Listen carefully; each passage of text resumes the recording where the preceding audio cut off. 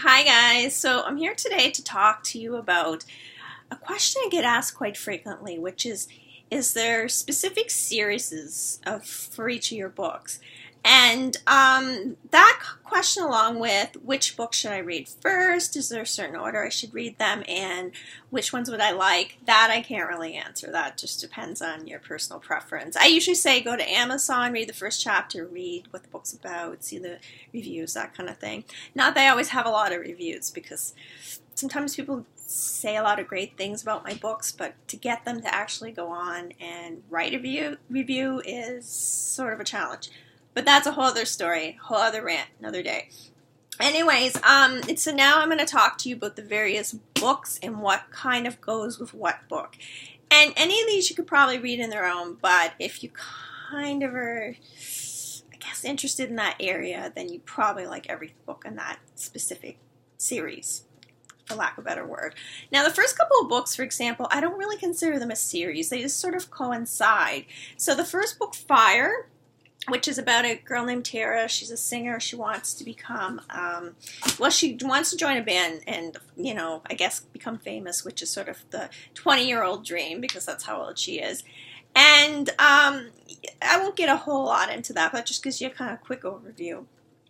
The next book I wrote, A Spark Before the Fire, so that is more about Jimmy Groom, who was also in the book Fire. So if you read the book Fire, you like him, you might want to read this because it kind of dives more into his character. And later in the book, the two kind of seem to coincide, the first and second book, but it's from his perspective, which is kind of neat. That's why I did that. I kind of like to see things through his eyes. And some things are a little bit different from how she sees them. But that's sort of more at the end of the book. Before that, you kind of learn more about his history. Moving on, my next book was about a vampire. I usually don't want to write about things like vampires, but I felt inspired. I couldn't let it go. Started writing it. Wrote this when I was in Vancouver. The Rock Star of Vampires. It's about a girl named Ava.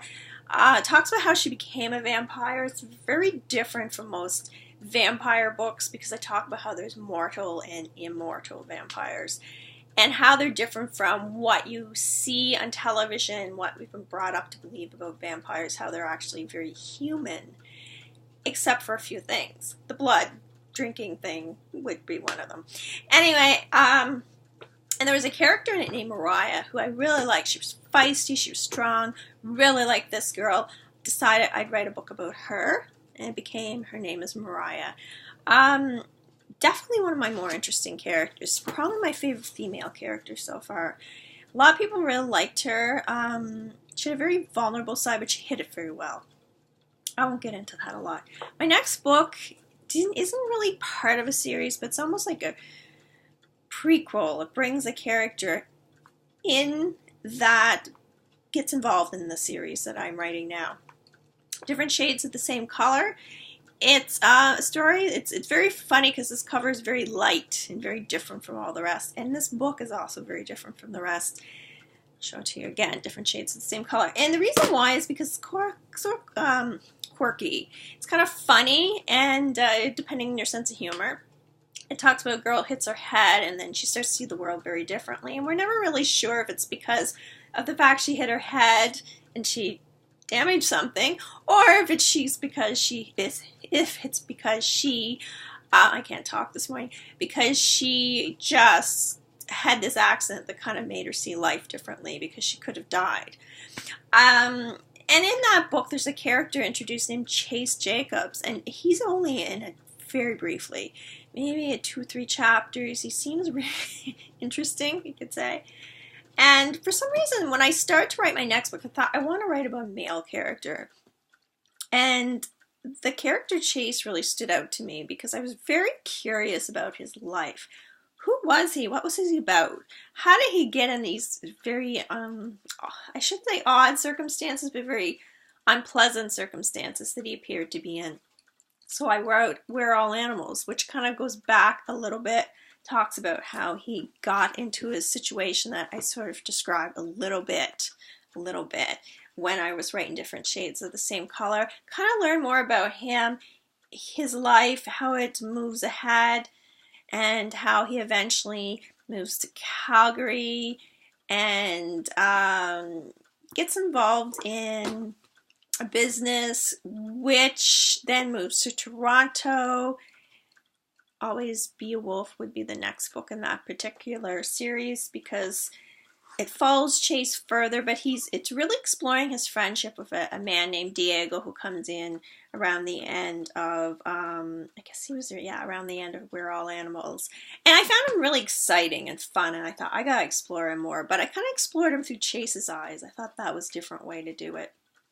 And then, of course, my last book, The Devil Smooth Like Honey, and that once again was just a character that came in toward the end of Always Be a Wolf, a guy named George Hernandez, really interesting guy.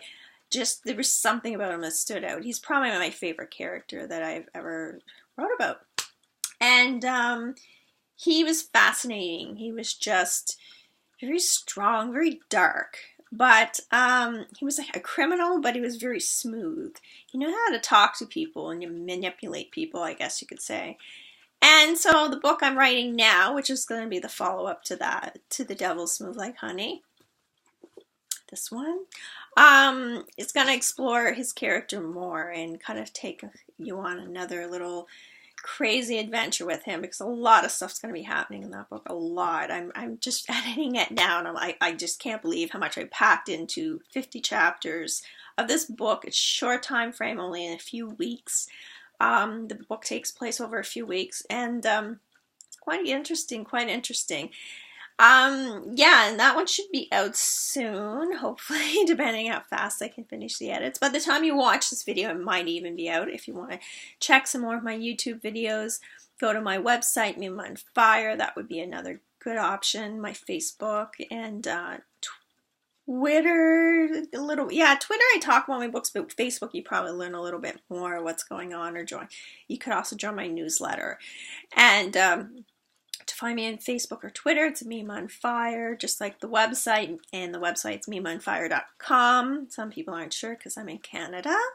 I think that's been it. So basically there's like 3 series, and like again, I never set out to write a series ever, but it kind of happens, and it always happens because I'm fascinated by one particular character and I want to explore them more. I want to learn more about them. I really want to get in and learn about who they are and see how they think.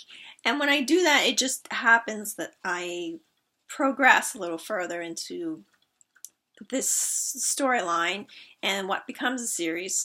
And again, my first 4 books, I wouldn't really consider them series so much as they coincide. So my first 2 books kind of coincide with one another.